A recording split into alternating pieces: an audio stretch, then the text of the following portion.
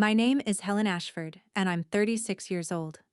3 weeks ago, I stood in the marble lobby of the most expensive restaurant in Atlanta, holding a box of desserts I had baked with my own hands for my sister's baby shower, while a hostess checked her seating chart twice and confirmed there was no chair with my name on it. My sister looked up from her mimosa and said, "Why don't you try that dirty pub across the street? I hear it's more your speed." My mom lifted her glass and added, "It suits you perfectly." I smiled. I said, "I'll do that," and I walked out. What my mother and my sister saw through that pub's front window 40 seconds later drained the color from both their faces. But their faces aren't the story. The story is what I had to choose 3 weeks after that, on a rainy Saturday night, on the most important night of my working life, with my whole future sitting at one table and my family falling apart at another. Welcome back to Calm Drama Stories, where quiet people finally get heard and family secrets come to the table. If you've ever been the one your family underestimated, this story is for you. Drop a comment and be sure to subscribe. Let me back up, because you need to see the pub first. The Kettle Black sits on Riverside Row in a brick building that's been standing for over 100 years. The front door is wood, painted a green that faded decades before I ever touched it, and I refused to repaint it. Most mornings I'm downstairs by 4:30. I live in the apartment above the kitchen, so my commute is 14 steps. By 5, the dough for the hand pies is proofing, the stock from last night's bones is straining, and the whole place smells like something worth waking up for. My crew trickles in around 6. Dee, my sous chef, 33 years old and better than I was at her age. Sam, my general manager, 41, who talks like every sentence costs him money. 14 people total, and every one of them calls me chef. Here's the part you need to know, the part that makes the rest of this story make sense. My family believed I tended bar there. For years, my mom told people I was in the service industry, still finding her footing, and I never once corrected her. Not at Thanksgiving, not at my stepfather's funeral, not at Sunday dinners in Marietta, where the tablecloths were ironed and the questions never were. There's a framed certificate hanging in my kitchen, right next to the dish pit, where the steam curls the corner of the frame a little more every month. Most restaurants that earn one hang it by the front door, lit up like a trophy. Mine hangs where only the people who sweat for it can see it. You're allowed to ask why a grown woman would hide the biggest thing she ever built from her own mother. I'm going to answer that. But you need to meet my family first. Sunday dinners at my mom's house in Marietta run on a schedule, a seating order, and a script. It's a 25-minute drive from my place, and I made that drive maybe 5 times a year, which was 4 more than I wanted and about 40 fewer than my mom demanded. Carol Pruitt, 61, widowed twice, keeps a house that looks like a furniture catalog and a guest list that reads like a ranking. My sister Madison, 29, always sat at mom's right hand. Her husband Tyler sat beside her, wearing a watch that cost more than my walk-in freezer and talking about deals that were always about to close. When Mom introduced Madison to anyone, she used full sentences and lighting. Madison married into the Voss family, Tyler's inventors.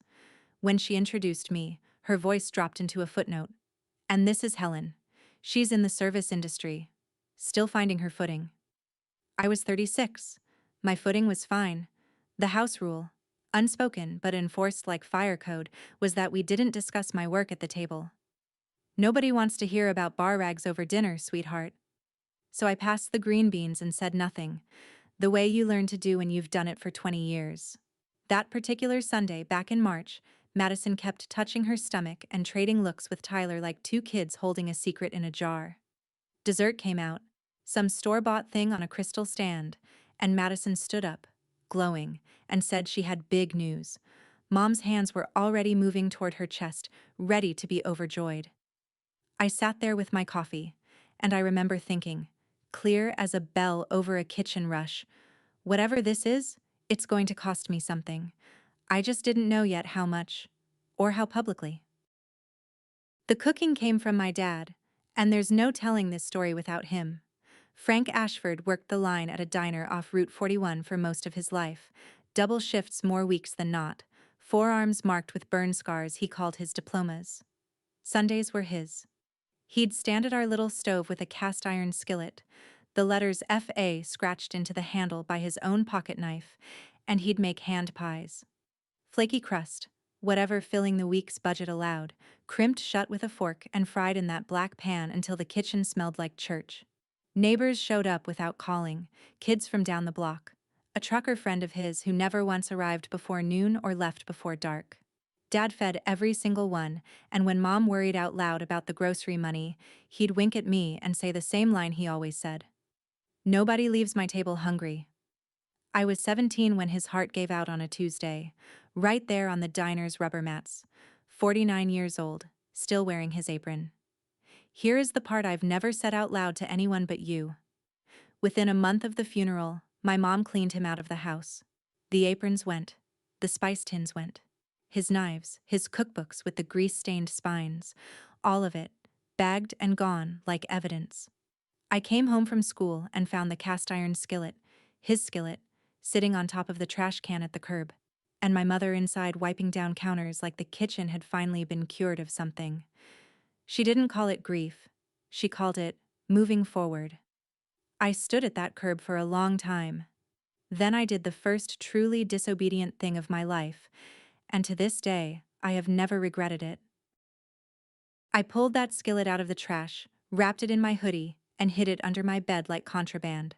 6 months later, when Mom told me she'd enrolled me in a business program because no daughter of mine is going to sweat in a kitchen, I nodded, finished high school, and then quietly took everything I'd saved from 2 years of after-school shifts and bought a one-way ticket to Chicago. I was 18. I started as a dishwasher in a restaurant where the chef threw pans and the rent took 2/3 of my check. The skillet came with me. It sat on a milk crate in a studio apartment with radiators that clanked all night, and some weeks it was the only thing in that room worth anything. 11 years in Chicago, I worked my way up the way you actually do it. Station by station, burn by burn, garde manger, fry, sauté, sous. I called Mom on holidays. She'd ask if I was still doing the restaurant thing in the tone you'd use for a lingering illness, and I learned to answer in fog. Around the kitchens, I went by Chef Ash. No last name on the menus I ran, no face in the write-ups, and when a food magazine wanted a photo, I sent a picture of my hands and a plated dish. People assumed I was private. The truth was simpler and sadder. I had learned, at a curb in Marietta at 17, exactly what happens to the things I love when my family gets a good look at them. So I stopped showing them anything. Hiding worked. It worked for 18 years, through 3 cities and one impossible dream. It worked right up until the day it didn't, and that day came with calligraphy on the envelope. I came back to Atlanta at 29 because Georgia is where my dad is buried, and because a man named Gus Kaminsky was looking for someone to run the kitchen at his old pub on Riverside Row. Gus is 74 now, Polish stock, hands like tree roots. 2 years after he hired me, he sat me down in a corner booth and said, "My knees are done, kid. Buy the business, pay me what's fair." I was 31. I signed a small business loan that terrified me, and the kettle black became mine. The business, the name, the recipes. Gus kept the building itself and stayed on as my landlord, which suited us both. And for 12 years, first in Chicago and then here, I had been feeding a separate savings account for one purpose: buy the walls, own the brick. Never again let anyone decide which table I belonged at. Then Crestline Hospitality showed up. You've seen their work even if you don't know their name. They buy old blocks, strip them shiny, and rent them back to people who can't afford them. They'd already bought most of Riverside Row. Their flagship went in directly across the street from me, a glass and marble palace called Meridian, with valet parking and a 3-month waiting list. In late March, Gus called me upstairs to his cluttered little office and slid a paper across the desk. "Crestline wants my building. I told them my chef has first refusal." That was our deal, and I keep deals. But I'm old, Helen. My son wants me in Phoenix by summer. You've got 6 weeks to get your financing lined up. I looked at 12 years of sacrifice sitting in an account, close but not comfortable, and I said I'd be ready. 2 days later, Gus called again. Cresslane had raised their offer 20%. Now let me tell you about the certificate by the dish pit. A year ago, on an ordinary Thursday, my cell rang with a number I didn't recognize, and a polite voice told me that the Kettle Black, my 100-year-old pub with the faded green door, had earned a star from the guide. The guide. If you're not in this industry, I can't fully explain what that means, except to say that grown cooks who don't flinch at fryer burns stood in my kitchen that night and cried into their aprons. A pub. Our pub. Dee sat down on an overturned bucket and just kept saying, "Chef, chef." Sam bought a round for the whole dining room and didn't even complain about the cost. And me? I drove to Marietta. I'm not sure I ever admitted that to anyone before now. I sat in my car outside my mother's house with the engine running, rehearsing it like a girl with a report card. "Mom, I own the pub. I've owned it for years. And as of tonight it has a star." I practiced it in the rearview mirror. Then, through the front window, I saw her on the phone, laughing, and her voice carried the way it does. "Oh, Helen? No, still at that bar, bless her heart. Some people find their level and settle right in." I sat there for a minute more, then I put the car in reverse, drove 25 minutes home, walked into my kitchen, and hung the certificate next to the dish pit, where the people who earned it could see it and the people who'd sneer at it never would. I told myself that was strength. A whole year went by before I understood what it actually was. Fear just stands up straighter when it wins awards. The envelope arrived in April, addressed in rented calligraphy. Madison and Tyler were expecting a girl, and the baby shower would be held on a Sunday at Meridian. I stood at my kitchen pass and read that line 3 times. Meridian. Directly across the street from my front door, close enough that I could watch their valets from my bar stools. Of all the restaurants in Atlanta, my family had picked the one that shared a crosswalk with the secret I'd kept for years. I want to be honest with you, because this matters. I saw the problem immediately. I stood there and thought it through like a line check. If anyone at that party recognized me, the whole thing would come out in the worst possible room. I considered declining. I drafted the text. Then 2 things happened. First, my mom called, and after 90 seconds of logistics she said, "Sweet as sugar syrup.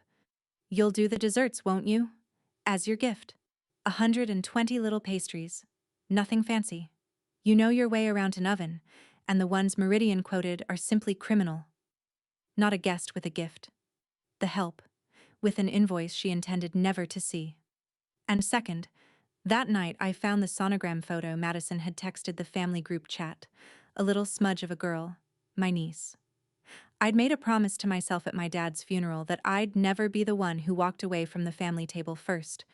Whatever my mother was, that baby wasn't it. So I said yes. Yes to attending. Yes to 120 pastries, free of charge, for a party across the street from my own kitchen. Sam heard the plan and stared at me the way you'd stare at someone icing a cake during a grease fire. "Chef," he said, "this ends badly." He wasn't wrong. For the next 2 weeks I had a front row seat to my own exclusion.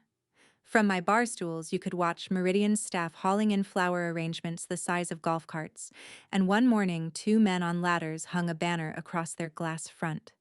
Madison and Baby V, in gold script 6 feet tall.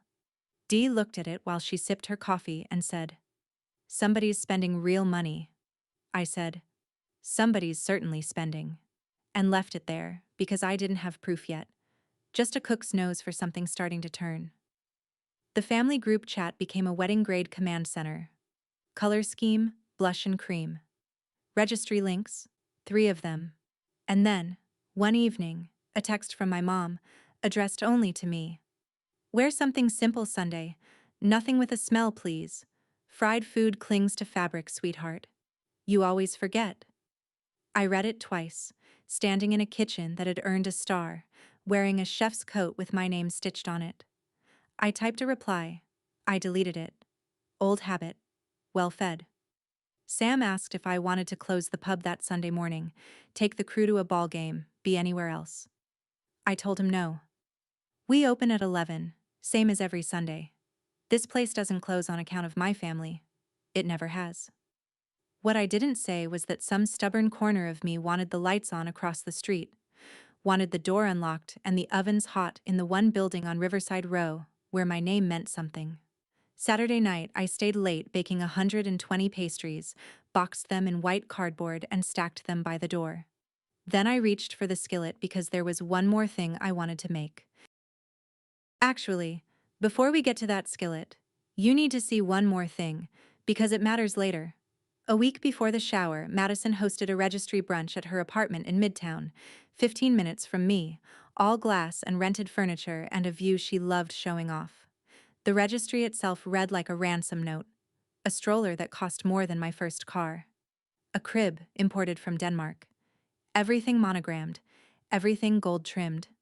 Tyler worked the room in a polo with a tiny logo I was probably supposed to recognize, refilling glasses and saying, "We're blessed." So often it started to sound like a nervous tick.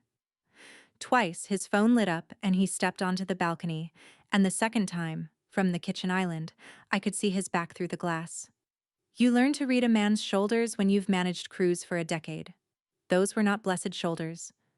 When he came back in, all teeth again, he clapped and announced they'd just leased the new truck, the big one, for the car seat. You know how it is. Later, carrying gift boxes down to Madison's storage unit, I rode in that truck's back seat, and a folder slid out from under the driver's seat at the first hard stop. Lease agreement, 36 months. A monthly payment you could rent a decent apartment for, and a bright yellow sticky note on the first page that said, "Final notice, call us."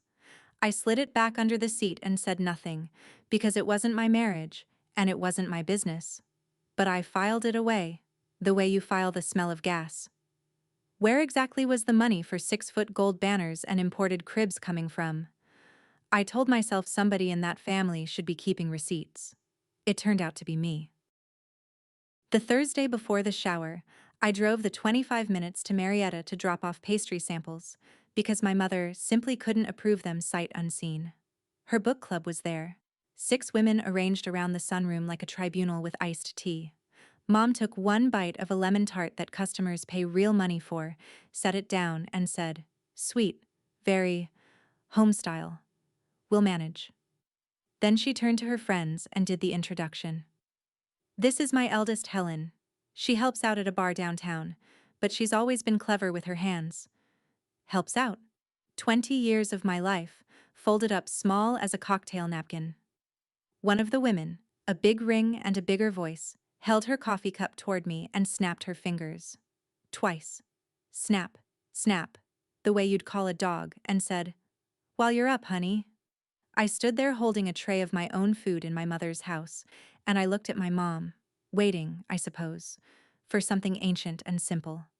Her eyes met mine. And here's the strange thing, the thing I didn't understand until much later. For half a second my mother's face went white. Not embarrassed pink. White. Like the blood had somewhere else to be. Then the moment passed.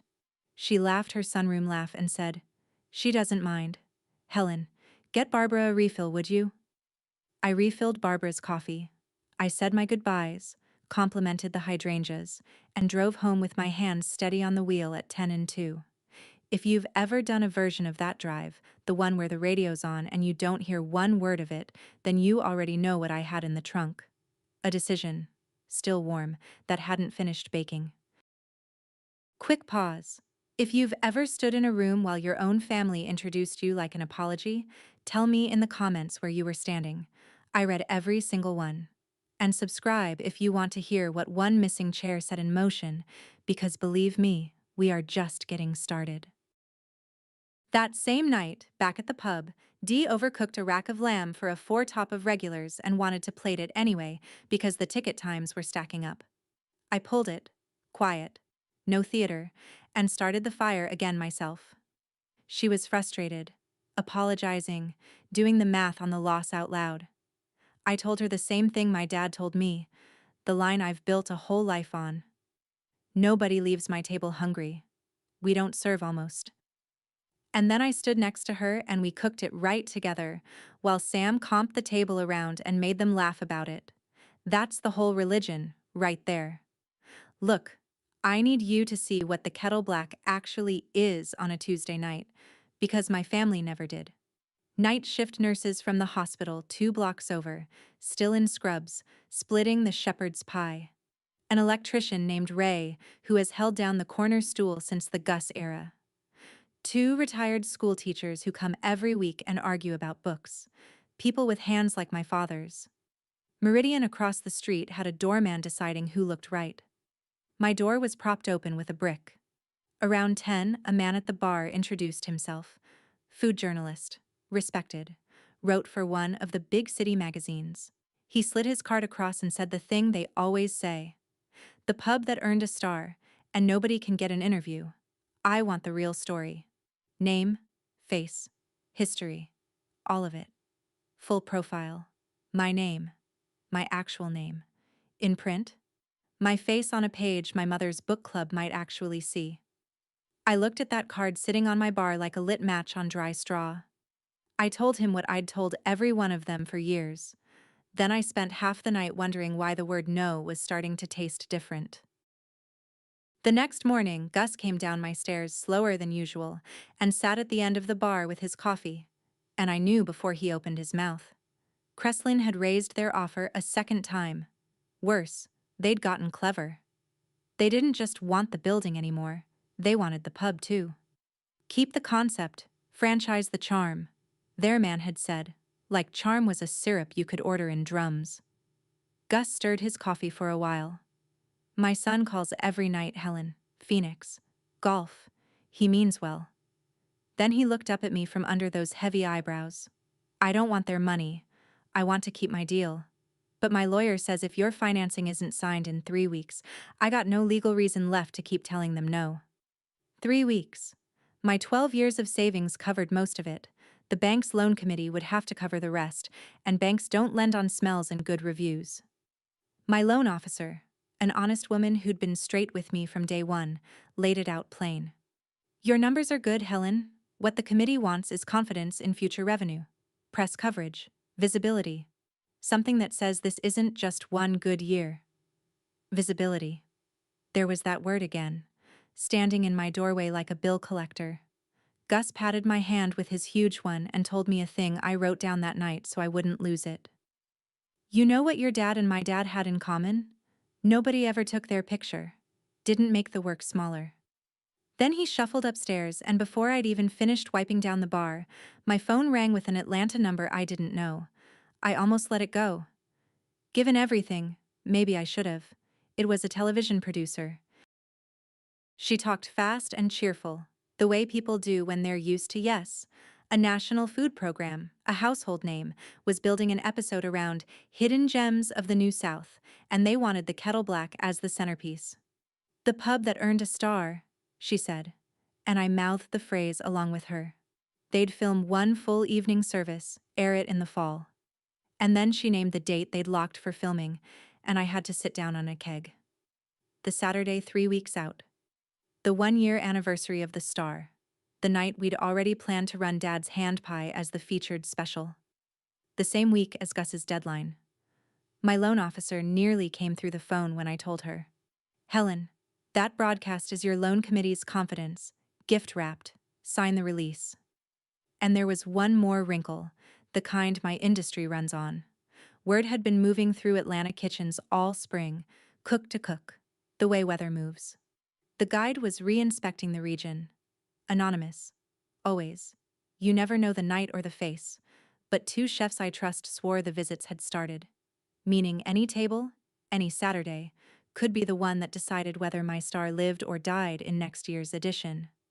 I stood in my office that night with the release form on one side of the desk and my dad's photo on the other, and I understood the arithmetic perfectly.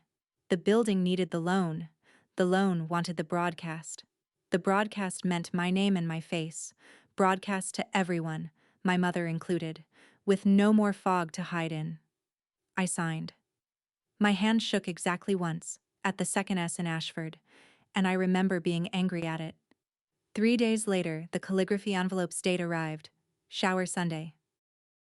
Which brings us back to Saturday night. The pastries boxed by the door, and me reaching for the skillet. It was near midnight. The kitchen was empty. The way I like it best. One light over the pass and the dish machine ticking as it cooled. I took down my dad's cast iron, the FA on the handle worn soft by 2 lifetimes of thumbs, and I made one hand pie. Not 120. One. Peach filling, because Georgia, because him. Crimped shut with a fork, fried in that black pan, cooled on a rack while I sat on Dee's overturned bucket and watched it like it might speak. Here's what I'd decided on the drive home from Marietta, somewhere between the finger snap and my driveway. I couldn't hand my family the truth about my life. I'd tried to imagine it 100 ways, and everyone ended with them holding it wrong. But I could hand my sister one true thing. Madison was 10 when Dad died. She doesn't remember the Sunday kitchen, the trucker who never left, the fork crimps. She got her whole idea of our father secondhand from a woman who threw his skillet in the trash. So I found a tin box on my shelf, the old kind with a hinged lid, and I set the hand pie inside on parchment, and next to it I put a photograph I've carried through 3 cities. Frank Ashford at the diner flat top, mid-laugh, spatula raised like a conductor's baton. On a card I wrote, "Your daughter should know who her grandfather was. He'd have fed the whole party. Love, Helen." I tied the box with red butcher's twine from the roll by my station. It was the first thing I'd made for my family as myself, as my father's daughter, in 19 years. I set it on top of the pastry boxes so I couldn't chicken out. Then I went upstairs and slept like a defendant. Sunday came up bright and mean, one of those April mornings in Atlanta where the light has no patience. I put on a navy dress, plain and pressed, no perfume, per instructions. At 10:15, I stacked the pastry boxes and the tin with the red twine onto a rolling cart, waited for the walk signal like a good citizen, and crossed the 2-lane street from my faded green door to Meridian's glass one. 40 seconds, door to door. I'd counted it 100 times from my bar stools without ever once making the trip. Inside, Meridian was all it promised: marble underfoot, orchids flown in from somewhere expensive, a harpist tuning by the windows, and a seating chart on a brass easel. 40 names in calligraphy. Staff in gray moved like they'd been choreographed. I wheeled my cart toward the service entrance because I know how kitchens work, and that's where it happened, the first crack in the day.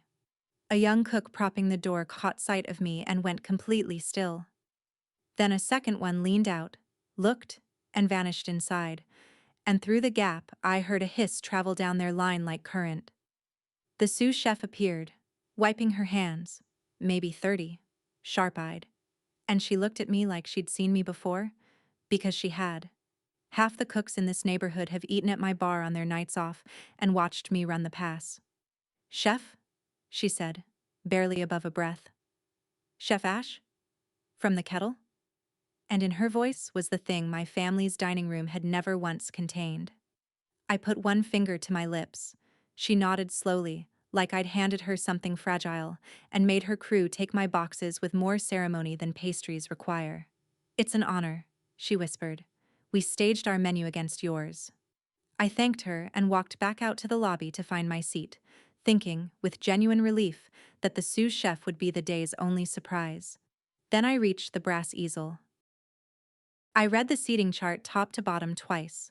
40 names in brown ink, cousins I hadn't seen in years, Tyler's fraternity brothers, every woman from the Marietta sunroom, Barbara of the snapping fingers. No Helen, no Ashford. I stood there long enough that a hostess came over, checked her clipboard, checked it again, and got the careful face they train into them. "I'm so sorry, ma'am. I don't have you on the list." Behind her, the party turned like weather. My sister floated over in blush chiffon, one hand on her bump, trailed by bridesmaids from her wedding doing encore duty. "Oh," Madison said, and there was a little laugh under it, cellophane crinkling. "This is awkward. The room caps at 40, and honestly, this crowd isn't really your scene." She let her eyes travel toward the window, toward the crosswalk, toward my life. "Why don't you try that dirty pub across the street? I hear it's more your speed." A ripple of laughter went through the chiffon, And my mother, materializing at Madison's shoulder with a champagne flute, added her blessing with a smile she uses at church. "It suits you perfectly." There it was. The two of them, framed by orchids I could have priced by the stem, serving me my station in life on a brass easel. Behind them, on a silver 5-tier stand, 120 of my pastries rose in perfect rows, and a woman I didn't know was photographing them, and a card by the stand read, "Desserts by Meridian." Something in my chest went very quiet. Not broken.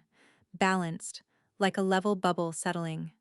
I looked at my mother, then at my sister, and I smiled with my whole face. "You're right," I said. "I'll do that." I set the tin box with the red twine on the gift table, said, "For the baby?" to nobody in particular, and walked toward the glass doors with my back straight and 40 seconds ahead of me. There's a lot you can think in 40 seconds. Standing at the curb waiting for the signal, I thought about every version of me that had waited for a chair. The 17-year-old at the curb with a skillet in her arms, the 22-year-old calling home on Christmas from a walk-in cooler, getting weather talk, the 35-year-old in a parked car, rehearsing to a rearview mirror while her mother's laugh floated through a window. 20 years, one long audition for a table that had never once held my name. The signal changed. I stepped off the curb. And somewhere in the middle of that 2-lane road, with the April sun on the back of my neck, the sentence finally finished itself, the one I'd been cooking my whole adult life. I stopped asking for a seat the day I built a table. I just hadn't told them yet. That was the whole confession, right there in the crosswalk. My hiding hadn't been humility. It had been a hedge. One last leftover hope that if I stayed small enough, quiet enough, smelling of nothing, they'd someday pull out a chair on their own. They'd answered that question today in brown calligraphy ink. Fine. Class dismissed. I reached my side of the street. The green door stood propped open with its brick, and I could hear the 11 o'clock sounds from inside, the espresso machine, Sam's low voice, silverware being rolled. Ordinary sounds. Mine. What I forgot, and I truly did forget it, hand on the door, is that Meridian's front room is a wall of glass with a clear view of everything I was about to walk into. I wasn't staging a reveal. I was going to work. Those are different things. Through the window behind me, they just happen to look identical. The bell over my green door has a particular sound, bright and a little cracked, and when it rang, my whole floor did what it does every single day of the week. "Morning, chef," Sam from behind the bar without looking up. "Morning, chef," from the two servers rolling silverware. Then Dee, sliding out of the kitchen with my whites over her arm because we had a full book at noon, calling, "Chef, your coat," and holding it open like a matador. H. Ashford stitched in gold over the pocket. Chef owner under it. I slid my arms in, buttoned it to the collar and took my place at the pass. And it took maybe 15 seconds, all of it visible, every second of it, through 2 panes of glass and 40 feet of April air. I didn't look. Dee looked. Her eyes went over my shoulder and out the window and she said, slow and delighted, "Chef, there are people across the street pressed against the glass like it's an aquarium." Sam looked.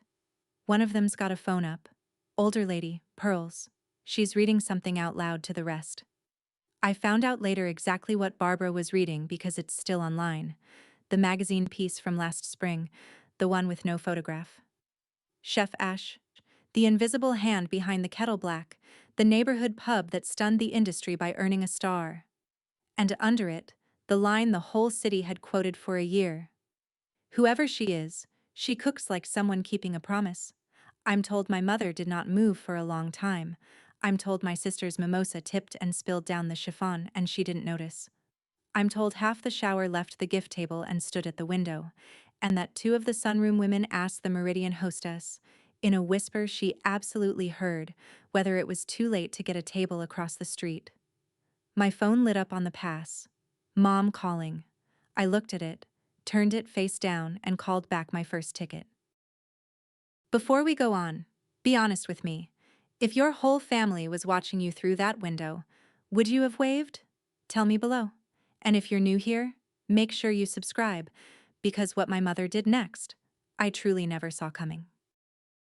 By the time we broke down from Sunday service, I had 17 missed calls, a voicemail box that had given up, and a text thread that read like a hostage negotiation conducted entirely in exclamation points. Monday evening, they came in person.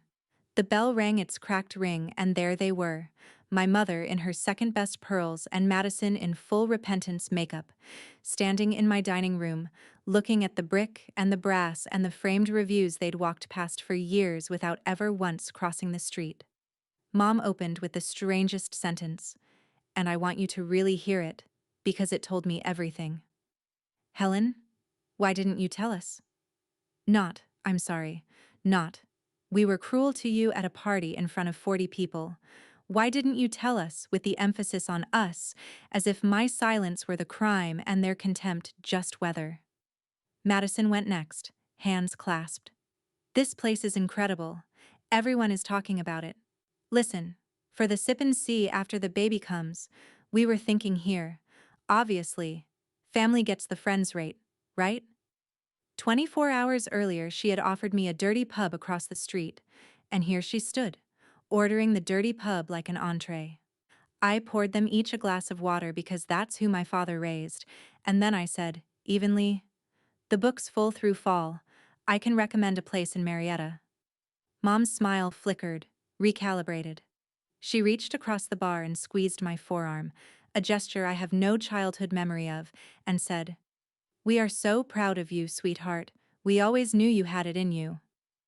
I looked down at her hand on my chef's coat sleeve. Notice, I told myself, what showed up before the apology did. The apology, in fact, never arrived at all. I want to show you the version of this story I almost told. That week, Sam floated a plan over inventory, deadpan as a tax form. Invite the whole family for a tasting, chef's table, then let them stand at the host stand for 2 hours while we seat every walk-in ahead of them. Full circle. Dee was gleeful. "No seats at the table, chef. Poetry." And I won't pretend it didn't taste good, that little sip of it. I even drafted the text. "Mom, Madison, dinner at the Kettle, Saturday, 8 o'clock, dress simple." I sat in my office with my thumb over the send arrow for a long minute. Then I deleted it. And I'm going to tell you exactly why, because this is the part of the story I'd want my niece to hear someday. My mother's entire life ran on one machine. Decide who matters, arrange the chairs to prove it, let the seating chart do the talking. If I lured her in just to stand her by the door, I wasn't breaking that machine. I was buying it. New operator, same equipment. Everything I'd built in that room, my father's line about nobody leaving hungry, the door propped open with a brick, all of it would become a prop in her exact same play. No. Whatever I was going to do about my family, it wasn't going to be theater with better lighting. So I did something with no lighting at all. I told Sam to keep taking their calls politely and keep the book honestly full. I sent Madison a onesie from the registry, mid-priced, machine washable. And I waited, without knowing what I was waiting for. It came 10 days after the shower, wearing a repo notice. It unraveled the way these things always do. Quietly first, then all at once. Meridian's events office called Madison about the shower balance, 40 guests, harpist, orchids, most of it still unpaid, because the corporate card Tyler had put down was dead. Not overdrawn. Dead. Attached to a startup that, as it turned out, had been dissolved since before Christmas. The truck with the final notice folder went back on a flatbed in front of their building. And Tyler himself developed a sudden rich calendar of investor meetings out of state, the kind you fly to with 2 suitcases. Madison called me on a Wednesday afternoon, and I will remember the sound of that call for the rest of my life, because in 29 years I don't think my sister had ever once dialed my number just for me. She was crying before I said hello. It came out in pieces, the card, the truck. The lease on the Midtown apartment she'd just learned was 3 months behind. Then she caught herself, snapped upright mid-sob, and said the sentence our mother installed in both of us at the factory. "Please don't tell Mom I told you, please. She can't have people knowing." People. Knowing. Her husband had built their whole marriage out of cardboard and gold paint, and the family's first instinct, the reflex under the reflex, was to manage the audience. I told her to breathe. I told her to eat something, and to call me if anything got worse. After she hung up, I stood at my office window a long while, looking across the street at Meridian's glass, where the banner had come down but the tape ghosts still showed at the corners. Here's the thing I already suspected, though. Mom did know. She'd known for days. And her response was already in motion. My mother's response was silence, the operational kind. She skipped book club, twice. She declined the neighborhood garden tour she had co-chaired for 9 years, and in Marietta terms that's a flare fired over the tree line. Because her circle had smelled it, of course they had. Barbara of the snapping fingers had a nephew at the bank that held Tyler's paper. The invitations thinned. The sunroom went quiet. My mother was learning, at 61, the mechanics of the very door she'd spent her whole life operating. It swings from the inside. I heard all this third hand, and I'd be lying if I said no part of me thought, well, there it is. The machine eats its mechanics too. But then came the Tuesday night. 11 o'clock. Chairs up, floors mopped, Sam gone. A knock at my locked front door, and through the glass, my mother, alone, no pearls, holding her purse with both hands like a woman on a bus platform. I let her in. She sat on a bar stool, stiffly, and I realized I had never in my life seen my mother sit at a bar. She looked around the empty room for a while, at the brick, at the taps, at the photo of Gus behind the register. Then she said, "You keep a clean house," which from Carol Pruitt is a 21-gun salute. I said nothing. I've run enough dinner services to know when someone's working up to sending a dish back. Her hand smoothed the purse in her lap, twice. And then my mother said something I had waited my whole adult life to hear, though it arrived through a door I never expected. "There's a thing I never told you girls about before, when your father was alive." She looked up at me. "I need you to know why I hate the smell of a kitchen." She talked for almost an hour, and I'm going to give it to you the way she gave it to me. Plain. When Dad was alive and money was thinnest, my mother waited tables at a country club on the north side, lunches, banquets, member events. She was young, pretty, and poor, and she said the word poor like it had bones in it. One afternoon, at a Mother's Day banquet, she was serving a table of women her own age when one of them, wanting more coffee, didn't say a word. She snapped her fingers. Twice. My mother turned around with the pot and smiled, because the tips fed us that month.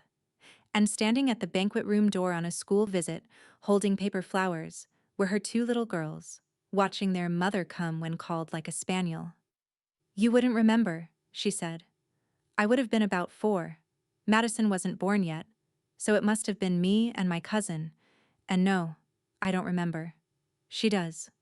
Every night after that she washed that uniform in the sink by hand," she said, "so it would outlast her.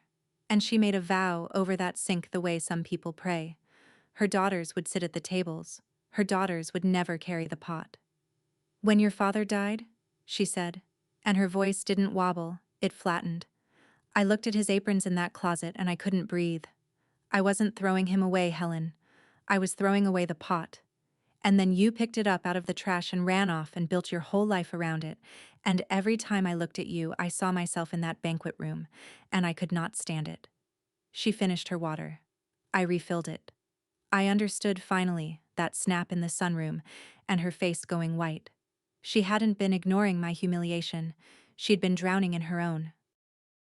I want to be careful here, because this is the beat where stories like mine usually go soft, and mine didn't.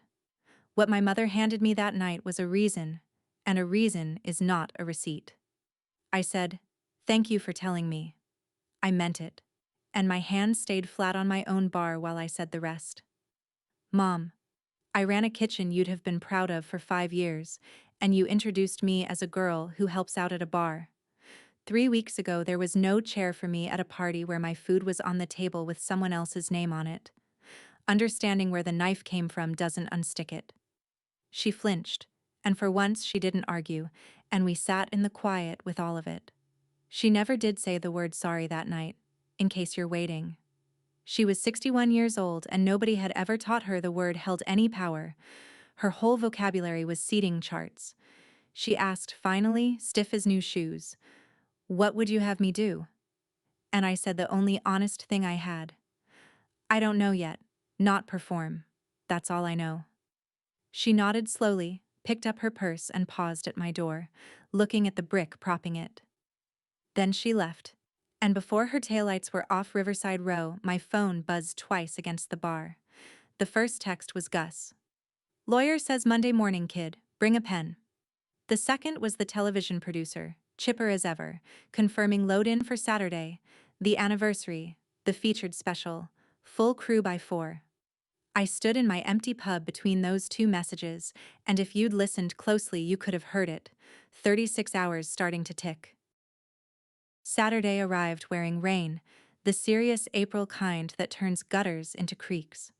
By 4, Meridian's valets across the street were sprinting with umbrellas, and my pub was a docked ship being loaded for war. The television crew ran cable along my baseboards and mounted a camera over table 6 with a red light like a wound. The producer walked the room saying gorgeous at things I'd fixed with a welder. We were booked solid, 62 covers, a year to the day since the phone call that changed my life, and Dad's peach hand pie sat on the menu in print for the first time. Frank's hand pie, $14, always. And then there were the 2 reservations that had every cook in my kitchen walking taut. A table for one under a name none of us could find anywhere, and a 4-top booked through a concierge service, both requesting, politely, the full tasting. If you've worked a starred kitchen, you know. You never know the face. You cook every plate like it's the plate. The whisper in my kitchen was a single word: reinspection, passed hand to hand with the tickets. Monday morning, 9 o'clock, Gus's lawyer's office and 12 years of savings and a pen. Everything I had ever wanted was suddenly crowded into one 36-hour hallway, and all I had to do was walk straight down the middle of it. First seating went out clean. The featured special sold out by 7:40. The producer got her shot of the certificate by the dish pit and called it the story of the year. At 7:55, in the middle of firing course 3 for the 4-top, I heard the back door. 3 knocks. Not hard, the kind a hand makes when it's out of better ideas. Sam went. He came back with rain on his shoulders and his voice down low. "Chef, it's for you. It's your sister. She's soaked through and she's asking for you by your first name." Madison stood in the alley under the bare bulb, 8 months pregnant, no umbrella, hair pasted to her face, mascara running in 2 gray rivers. She was holding a single sheet of paper gone translucent in the rain, and when she saw me, she held it out like a child handing over something broken.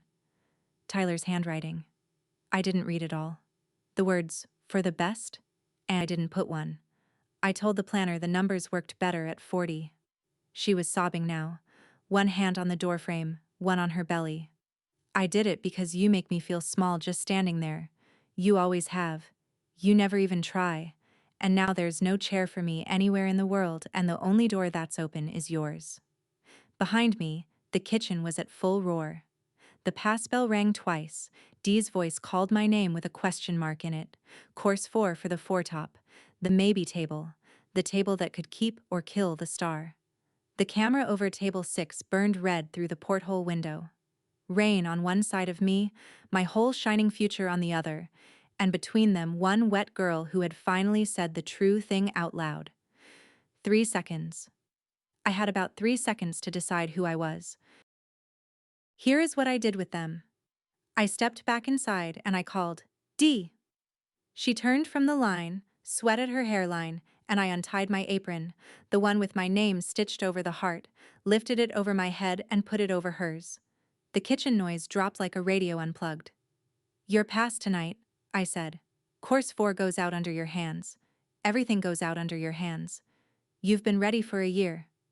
Her eyes went shiny and she said, "Yes, chef." The way you'd take an oath. And turned to the stove, and I have never in my life been more certain of a hire. Then I found the producer at the bar. "We're done filming tonight," I said. She started to explain, in the fast, cheerful voice, what walking away from a national broadcast means, how these windows don't reopen, and I let her finish. My family is coming apart in my alley, I said. It's not going to be content. Pack the cameras. They packed. Then I walked back through my kitchen, took my father's skillet down from its hook, and set it on the flat top. And I went to the shelf in my office where a tin box with red butcher's twine had sat unopened since the shower. Meridian's sous chef had carried it across the street herself after teardown and set it in my hands, saying only, "This got left on the gift table, chef." I brought Madison in through the kitchen, dripping, and nobody on my line so much as blinked, because I'd trained them, and their manners are mine. I sat her at the staff table in the corner, the beat-up one where a family meal happens, and I opened the tin, and I warmed our father's last hand pie in our father's black pan, while the best service of my restaurant's life went out around me under someone else's command. I set the plate in front of her with the photograph beside it, Frank Ashford mid-laugh, spatula raised. "Eat," I said. "Nobody leaves my table hungry, not even the ones who hurt me." Madison looked at the photograph, then the plate. And she ate her father's cooking for the first time in 19 years, crying the way you cry when the thing hurting you finally has a name, saying it tasted like being little, saying she was sorry in every broken way she had. None of them performed. And me?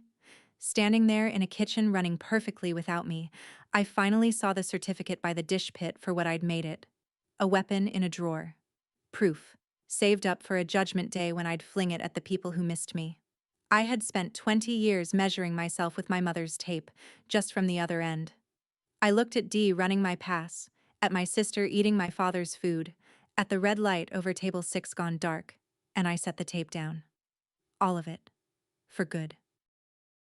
Every choice has a bill, and I want to show you mine, itemized, because stories that skip the bill are lying to you. The producer's parting words were professional and cold as walk-in air. "This was a one-time window, chef. I hope it was worth it." The broadcast slot went to a chef in Charleston, and with it went the loan committee's easy confidence. Monday morning at 9, I sat in Gus's lawyer's office anyway, and I signed for the building with the safer, slower structure Gus himself had put on the table months before, back when he told me he kept his deals. My 12 years of savings down, the balance owed to Gus and his estate on a schedule. No expansion loan behind it. The second location I'd sketched on napkins, the patio, the bakery counter with Dee's name on it. All of it moved at least a year down the road, maybe 2. I signed every page with a steady hand. Gus watched me do it, then dropped the old brass keys into my palm and folded my fingers over them with both of his hands, and didn't say anything at all, which from Gus is a speech. And the foretop? The maybe table? The tasting that went out under Dee's hands while I warmed a hand pie for my sister? It was flawless, she told me, and I believe her. And here is the honest end of that thread. I never found out who they were. You never do. The next edition of the guide was months away, and for the first time since a Thursday phone call changed my life, I discovered I could wait without white knuckles. The star would keep or it wouldn't. The pie needed warming either way. That Sunday, at 6 in the morning, somebody knocked on my locked front door, and through the glass I saw a woman in blue jeans. I had never seen my mother in jeans. 61 years old, hair tied back in a plain elastic, standing in the rain-washed morning outside my green door at an hour she'd once called for farmers and criminals. I opened up. She stood in the doorway with her chin high, because some architecture never changes, and said, "I still don't know how to say the thing you once said. The word keeps sticking." A breath. "So, I'd like to do something with my hands instead. If you'll teach me." Behind her, the street was empty and the sky was doing its first pink. I stood aside and let her in. I didn't hug her and she didn't reach. We're not a movie, we're a family, and families move in inches. I took a clean apron off the hook by the walk-in, the plain canvas kind my whole crew wears, and held it up, and my mother, who threw a skillet in the trash 19 years ago, bowed her head and let me loop it over her neck. I showed her how to flour the board. how to fold, quarter turn, fold again, how dough tells your palms when it's had enough. She was terrible at it, and she stayed anyway, wrists deep in flour, pearls at home in a drawer. We didn't solve ourselves that morning. She's still Carol. 2 weeks later, she tried to reorganize my host stand, and I sent her back to the dough. But when the first tray came out, lopsided and golden, she looked at what her hands had made, and I looked at her, at the apron dusted white, and gave her back her own line, wiped clean. "It suits you perfectly." My mother laughed, and then, quietly, at the pastry table with flour on her hands, she finally said the word. "Here's where everyone landed, because you've earned the accounting." Madison moved into my building's little second-floor unit the week the Midtown lease died, and she keeps my books 3 mornings a week now, first paycheck of her adult life, and she frames it like a diploma. Her joke, not mine. Tyler surfaced in Charlotte with a salaried job and a lawyer-brokered schedule. The first support payment cleared in June, and I have exactly nothing else to say about Tyler. My mother lost the sunroom circle. Barbara tells people it's such a shame about Carol, and the garden tour found a new co-chair, and the world of seating charts closed over her absence like water, the way it always does, because that world wasn't built to miss anyone. It goes on across the street, too. Meridian is thriving, the valets sprint, the orchids land fresh on Tuesdays, and Crestline bought the block behind mine last month. I couldn't fix any of that, and I've stopped billing myself for it. But in July, my niece arrived, 7 pounds and furious, and Madison named her Frances, Frankie, for daily use. And on the first Sunday of her life outside the hospital, my restaurant closed to the public for the only time all year, and the staff table got 3 leaves added, and my whole crooked family sat down at it, Dee and Sam and Gus on video call from Phoenix included, and ate hand pies from a black skillet marked FA, while Frankie slept through her own party. There was a chair for everyone. There was a chair to spare, actually. I keep one empty on purpose now, and every single Sunday somebody wanders in off Riverside Row and fills it. I spent 20 years trying to earn a seat at their table, and one rainy Saturday giving mine away. And here's what that traded me. Your worth was never something you prove to people who refuse to look. It's something you cook into the world anyway, until the ones who matter find their way to your kitchen. That's my story. One missing seat, one walk across the street, and a table that never runs out of chairs. If you've ever been the one your family refused to see, set your own table anyway, and set it proudly. If someone came to mind while you listened, share this story with them today. Drop a comment below, hit subscribe, and I'll see you in the next one.